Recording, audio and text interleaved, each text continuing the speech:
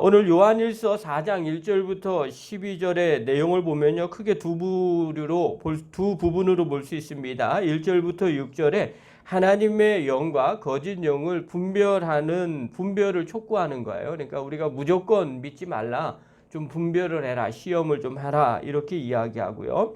7절부터 12절. 그러면 하나님께 속한 증거가 뭐냐? 이 얘기를 하나 해줘요. 그래서 그것이 바로 뭐냐? 사랑이다. 그러니까 요한일서가 요한을 사랑의 사도라고 얘기하는 이유가 그의 모든 주제가 이 사랑에 관계돼 있기 때문에 그래요.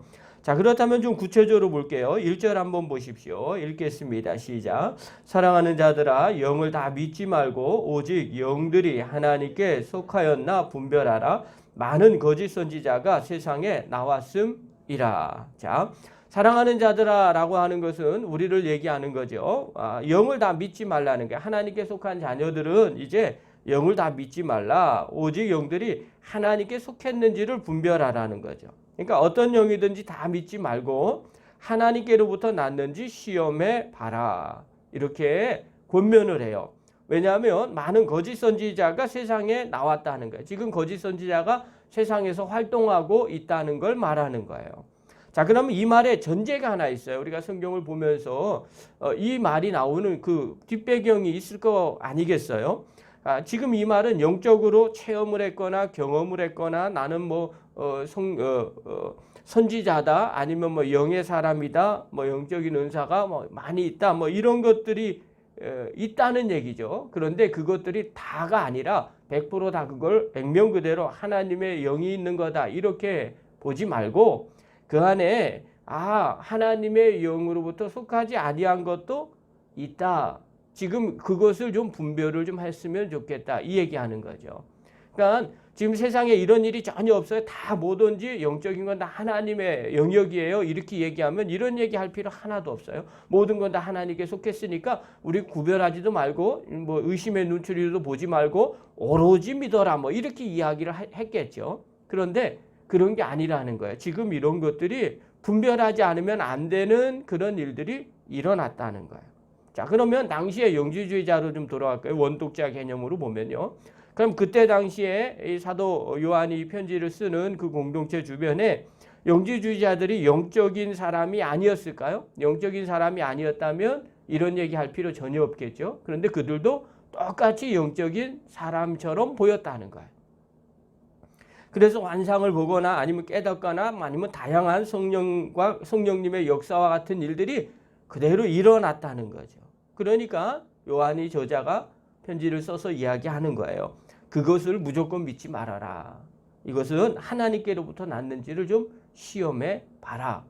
그렇게 이야기하는 거죠. 자, 그러니까 우리가 여기서 하나 알 수 있는 거예요. 우리가 신앙생활 할 때 늘 확인해 봐야 되는 거예요. 돌다리도 두드리면서 건너가라고 무조건 따라서는 안다는 거죠. 시험을 해보는 거예요.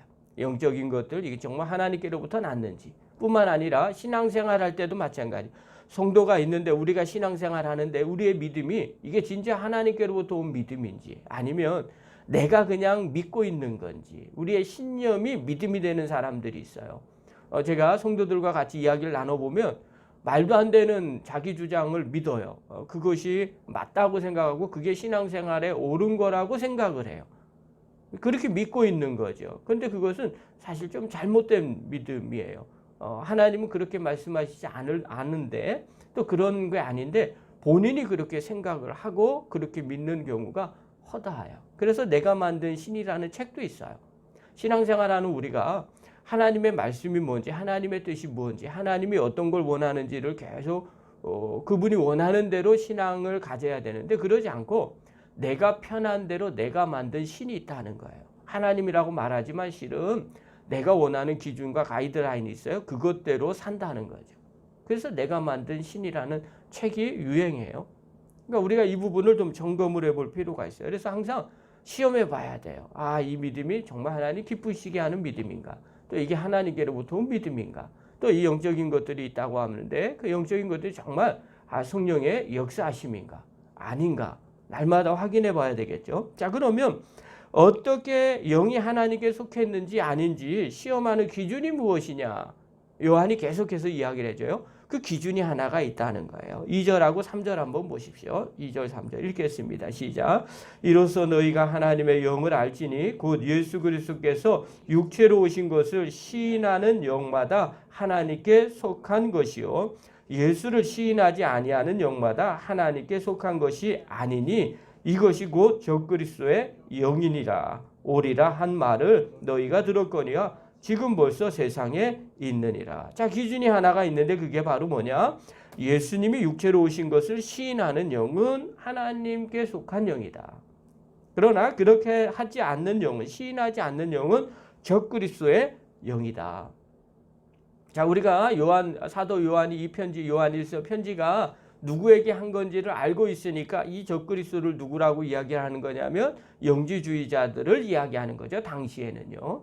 그래서 이 사람들을 얘기하는 건데 이 적그리스도의 영인데 이 영이 뭐라 그러냐?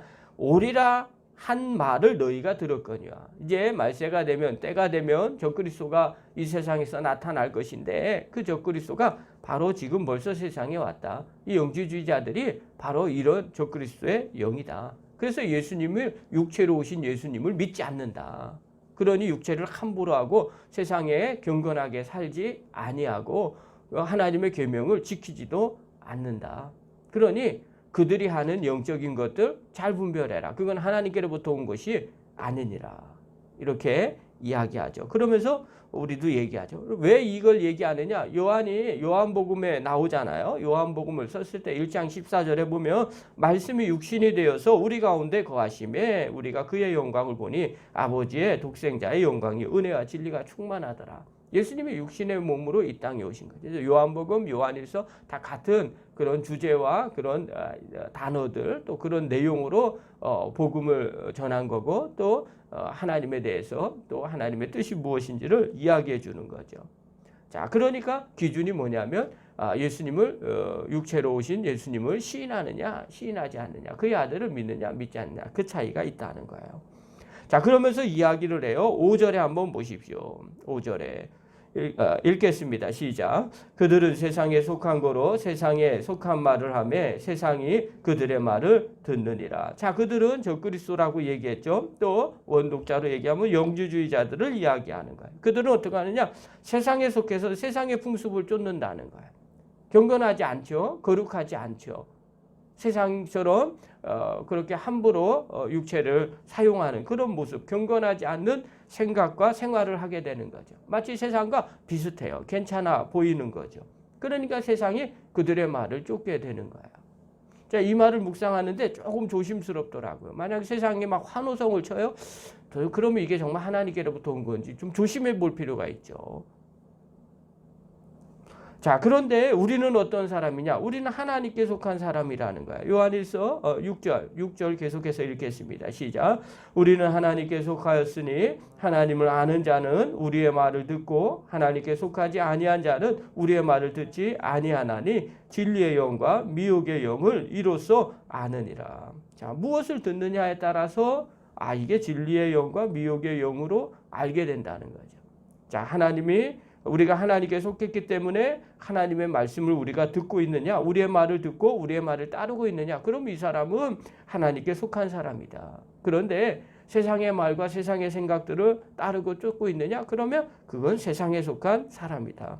자, 그걸 통해서 저 사람 거짓의 영이구나, 그 다음에 저 사람 진리의 영이 아니구나 라는 걸 알 수 있게 되더라는 거. 요한이 얘기하고 싶은 내용은 우리는 진리의 영에 속해 있고 하나님의 자녀다. 그러니까 세상에서 우리의 말을 듣지 않는 거다. 그런데 저 영지주의자들, 저 사람들은 거짓의 영에 속해 있다. 그래서 세상에 저렇게 부패한 일들 그리고 경건하지 않는 행동들을 저렇게 하는 거다. 그래서 세상 사람들이 저렇게 좋아하는 거다. 그런 이야기를 한 거예요. 자, 그러면서 계속 얘기해요. 그러면 우리는 하나님께 속한 사람인데 어떻게 해야 되느냐? 분별은 그렇게 해놓고 그러면 하나님께 속한 사람들의 행동 양식이 나타난다. 그 얘기를 하는 거예요. 7절하고 8절 보십시오. 7절 8절 읽겠습니다. 시작. 사랑하는 자들아 우리가 서로 사랑하자. 사랑은 하나님께 속한 것이니 사랑하는 자마다 하나님으로부터 나서 하나님을 알고 사랑하지 아니하는 자는 하나님을 알지 못하나니 이는 하나님은 사랑이십니다. 자, 그러니 이제 우리는 어떻게 해야 되냐? 하나님께 속한 자는 이제 사랑해야 한다. 서로 사랑해라. 왜냐하면 사랑은 하나님께로부터 나온 것이기 때문에 그렇다. 그래서 하나님은 사랑이시다. 이 얘기는 곧 사랑이라는 속성은 하나님께로부터 온 거라는 거예요. 자, 그럼 그 사랑이 구체적으로 뭡니까? 질문이 나오겠죠. 도대체 하나님 사랑이라고 그러는데 그 사랑이 뭡니까?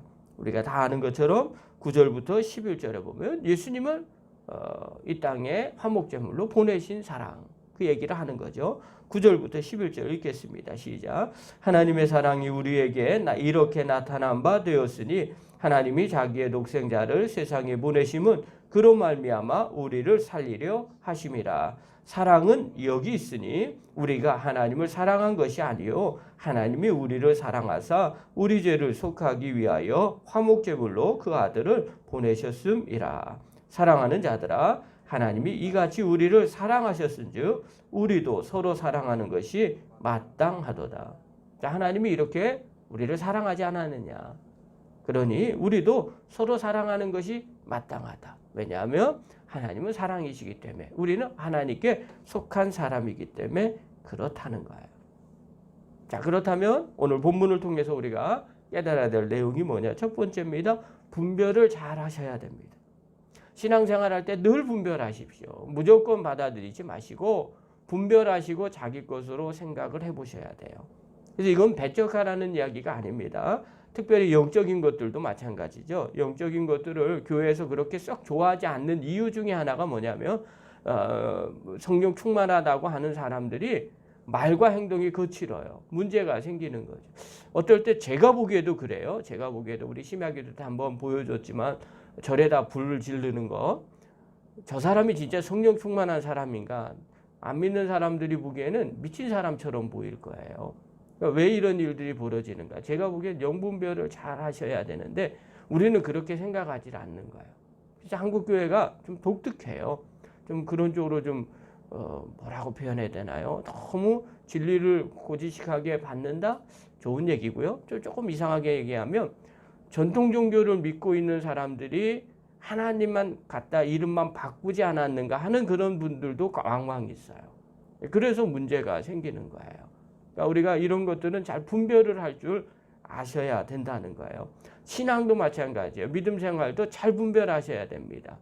그냥 교회만 다닌다고 구원함을 받는 건 아닙니다. 내 신앙이 정말 말씀대로 살고 있는지, 진리대로 살고 있는지, 정말 주님 뜻대로 살고 있는지를 날마다 분별하셔야 돼요. 그 분별의 척도가 뭐냐? 예수님 닮아가고 있는가? 자기 부인하고 십자가 지고 있는가? 그런 것들을 날마다 분별할 줄 아셔야 됩니다. 두 번째입니다. 사랑의 본을 보여야 됩니다. 하나님은 사랑이라고 그랬어요. 그리고 성경에서도 오늘 사도 요한은 뭐라 그랬냐? 우리가 사랑하는 걸 통해서 우리가 하나님께 속해 있다는 걸 알 수 있다는 거예요. 자, 이것은 뭐냐면 속해 있다는 증거로 나타나는 거예요. 제가 성경을 보면서 늘 우리 성도들한테 말씀을 드립니다. 구원이라는 거는 우리가 믿음으로 구원받는다는 거예요. 이건 진리예요. 그런데 이 믿음이 어떤 믿음이냐, 진짜냐 가짜냐는 이제 그 다음부터 증명돼야 되고요, 드러나야 되는 거죠. 그래서 이 양면이에요. 내면으로부터 보여지는 건, 내가 믿는 건 믿음이고요, 바깥에서부터 안으로 들어가는 것은 행위예요. 이 행동을 통해서 알 수 있는 거죠. 그러니까 이 사랑은 어떤 거냐면 그냥 관념적인 게 아니에요. 마음 가운데 사랑 이렇게 얘기하는 게 아니라 실천적인 단어예요. 사랑은요, 사랑하는 모습이 나타날 때 비로소 사랑이라는 걸 사람들이 알게 되는 거죠. 그래서 하나님이 사랑이시다라고 정의했는데 이 사랑이라는 증거가 뭡니까? 요한은 얘기하는 거죠. 예수님을 이 땅에 보내셨다. 그렇게 사랑하셨다. 이 사랑의 행위를 얘기하는 거죠. 이렇게 우리를 사랑하셨다. 그러니까 이 말은 요즘 말로 표현하면 도대체 날 얼마나 사랑해요? 사랑이라고 말하는데 그 사랑이 뭡니까? 그러면 옛다 봐라. 내가 아들 독생자를 너희들 죽기까지 사랑해서 육체의 몸으로 이 땅에 보냈다. 됐냐? 이렇게 말하는 거예요. 이제 됐어? 이게 사랑이 아니면 뭐가 사랑이야? 이런 사랑이야. 이렇게 이야기하는 거죠. 자, 그러면 우리도 마찬가지죠. 우리가 하나님께 속한 사람이라면 어떻게 해야 돼요? 당연히 사랑해야 되겠죠. 자, 그러면 그 사랑이 뭘까? 어떤 걸까? 주변에서 얘기하죠. 하나님, 너는 뭘 어떻게 사랑하는데? 그럴 때 우리도 이런 표현을 해야 되는 거죠. 보셨어요? 이게 사랑이에요. 그래서 제가 지금 사랑하고 있는 거예요. 이제 됐습니까? 라고 하는 그 무엇인가가 있어야 되겠죠. 그것을 우리 마음 가운데 늘 새기십시오. 그리고 그 사랑을 늘 실천하려고 애쓰십시오. 정말 내가 주님 사랑하는가? 사랑의 증거가 뭘까? 사랑의 열매를 보일 줄 아는 그런 믿음의 종이 되기를 간절히 축원합니다. 기도하겠습니다.